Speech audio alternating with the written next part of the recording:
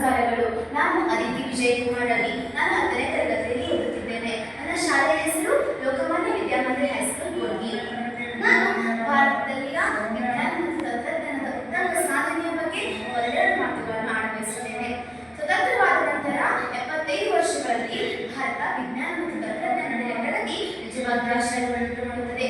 Sir C V Raman, doctor A P J. Abdul Kalam, doctor ಮಿರ್ಜಾಲಿ ಬಾಬಾ, ಸತೀಶ್ ಧವನ್ ಇಂತಹ ಅನೇಕರ ಅಮೂಲ್ಯ ಯೋಗದಾನವೇ ಇವತ್ತಿನ ಈ ತಂತ್ರಜ್ಞಾನದ ಅಭಿವೃದ್ಧಿಗೆ ಕಾರಣವಾಗಿದೆ.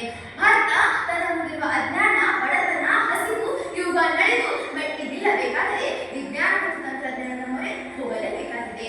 ಭಾರತ ತನ್ನ ಮೂಲಭೂತ ಅವಶ್ಯಕತೆಗಳಾದ ಆಹಾರ, ವಸ್ತ್ರ, ವಸತಿ ಇವುಗಳನ್ನು ಈಡೇರಿಸಿಕೊಳ್ಳಲು ವಿಜ್ಞಾನ ಮತ್ತು ತಂತ್ರಜ್ಞಾನದ ಮೊರೆ ಹೋಗಲೇಬೇಕಾಗಿದೆ. ವಿಜ್ಞಾನ ಮತ್ತು ತಂತ್ರಜ್ಞಾನದಲ್ಲಿ ಬಾಹ್ಯಾಕಾಶ ಬ್ರಹ್ಮಾಂಡ ಸಂಶೋಧನೆಯಿಂದ ಹಿಡಿದು ಜೈವಿಕ ತಂತ್ರಜ್ಞಾನ, ಮಾಹಿತಿ ತಂತ್ರಜ್ಞಾನದವರೆಗೆ ಮತ್ತು ವೈದ್ಯಕೀಯ ವಲಯದಲ್ಲೂ ಹರಡಿದೆ. ಬಾಹ್ಯಾಕಾಶ ಕ್ಷೇತ್ರದಲ್ಲಿ ಭಾರತ ಉತ್ತಮ ಸಾಧನೆಯನ್ನು ಮಾಡಿದೆ. 1980ರಲ್ಲಿ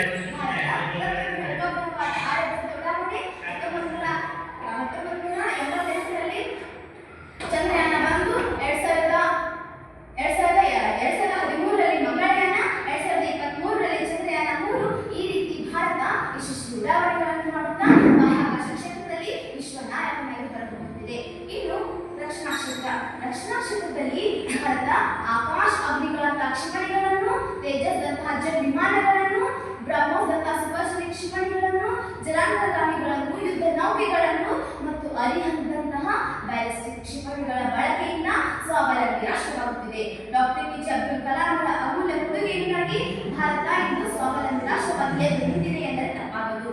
ಇನ್ನು ಆರೋಗ್ಯ ಕ್ಷೇತ್ರದಲ್ಲಿ ತಮಗೆಲ್ಲರಿಗೂ ತಿಳಿದಿರುವಂತೆ ಕೋವಿಡ್-19 ಸಂದರ್ಭದಲ್ಲಿ ಭಾರತ ಸ್ವದೇಶಿ ತಂತ್ರಜ್ಞಾನದ ಬಳಕೆಯಿಂದಾಗಿ ಲಸಿಕೆಯನ್ನು ಕಂಡುಹಿಡಿದಿದೆ.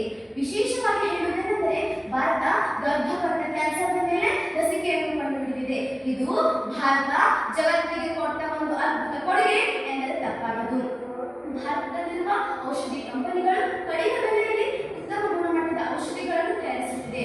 ಭಾರತದಲ್ಲಿರುವ ಔಷಧಿ ಕಂಪನಿಗಳು ಹೊಸ ನವೀನ ಔಷಧಿ ಸೂತ್ರೀಕರಣಗಳನ್ನು ಮತ್ತು ಹೊಸ ಆವಿಷ್ಕಾರಗಳನ್ನು ಮಾಡುತ್ತಿದೆ. ಇದರಿಂದಾಗಿ ಆರೋಗ್ಯ ಕ್ಷೇತ್ರದಲ್ಲಿ ಕ್ರಾಂತಿಕಾರಿ ಬದಲಾವಣೆಗಳು ಉಂಟಾಗುತ್ತಿವೆ. ಇನ್ನು ಡಿಜಿಟಲ್ ಕ್ಷೇತ್ರಗಳಲ್ಲಿ TCS, TechTarget, Tech Mahindra, Wipro, ಇನ್ಫೋಸಿಸ್ಗಳಂತಹ IT ಕಂಪನಿಗಳಿಂದಾಗಿ ಸುಮಾರು 40 ಲಕ್ಷ ಉದ್ಯೋಗಗಳು ಸೃಷ್ಟಿಯಾಗಿವೆ. ಈ IT ಕಂಪನಿಗಳಿಂದಾಗಿ ಭಾರತದ GDP ಜಗತ್ತಿನ GDP 8% ಪಾಲನ್ನು ಹೊಂದಿದೆ. ಇನ್ನು ಪರಮಾಣು ಕ್ಷೇತ್ರದಲ್ಲಿ 1948ರಲ್ಲಿ ಭಾರತ ಅಣುಶಕ್ತಿ ಆಯೋಗದ ಸ್ಥಾಪನೆ ಮಾಡಿತು. ಮುಂದೆ 1969ರಲ್ಲಿ ಪ್ರಪ್ರಥಮ ಅಣು ಸ್ಥಾವರವನ್ನು ತಾರಾಪುರದಲ್ಲಿ ಸ್ಥಾಪಿಸಿತು.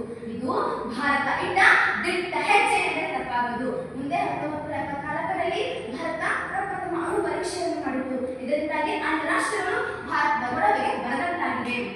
1998ರಲ್ಲಿ ಭಾರತ ಮತ್ತೊಮ್ಮೆ ಅಣು ಪರೀಕ್ಷೆ ಮಾಡಿ ಭಾರತ ಅಣ್ವಸ್ತ್ರ ಸಂಪನ್ನ ರಾಷ್ಟ್ರ ಎಂದು ಸಿದ್ಧ ಮಾಡಿತು. ಅದೇ ರೀತಿ ಭಾರತ ವಿದ್ಯುತ್ ಕ್ಷೇತ್ರದಲ್ಲಿ ಸ್ವಾವಲಂಬಿ ರಾಷ್ಟ್ರವಾಗುತ್ತಿದೆ. ಪವನ ವಿದ್ಯುತ್ ಸ್ಥಾವರ, ಸೌರ ವಿದ್ಯುತ್ ಸ್ಥಾವರ ಮತ್ತು ಜೈವಿಕ ಇಂಧನಗಳ ಬಳಕೆಯಿಂದ ಭಾರತ ಪರ್ಯಾವರಣ ಸ್ನೇಹಿ ರಾಷ್ಟ್ರವಾಗುತ್ತಿದೆ. ಇನ್ನು ಕೃಷಿ ಕ್ಷೇತ್ರದಲ್ಲಿ ಭಾರತ ಜೈವಿಕ ತಂತ್ರಜ್ಞಾನದ ಬಳಕೆಯಿಂದಾಗಿ ಕಡಿಮೆ ಕ್ಷೇತ್ರದಲ್ಲಿ ಹೆಚ್ಚು ಇಳುವರಿಯನ್ನು ನೀಡುವ ಬೆಳೆಗಳ ಕನೆಗಳನ್ನು ಮತ್ತು ರಾಸಾಯನಿಕಗಳನ್ನು ಉತ್ಪಾದನೆ ಮಾಡಿ ಇಮ್ಮಡಿ ಬೆಳೆಗಳ ಫಲಗಳನ್ನು ಪಡೆಯುತ್ತಿದೆ.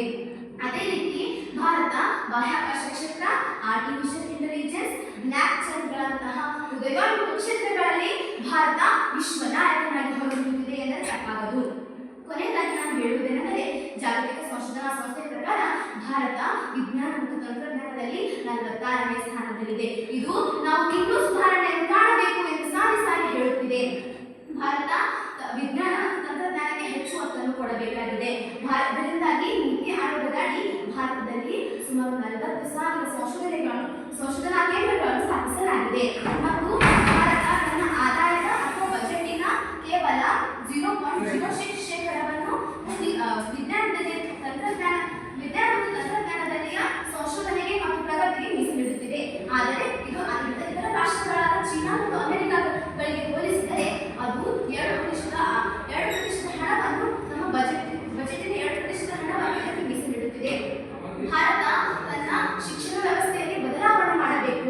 ವಿಜ್ಞಾನ ಮತ್ತು ತಂತ್ರಜ್ಞಾನಕ್ಕೆ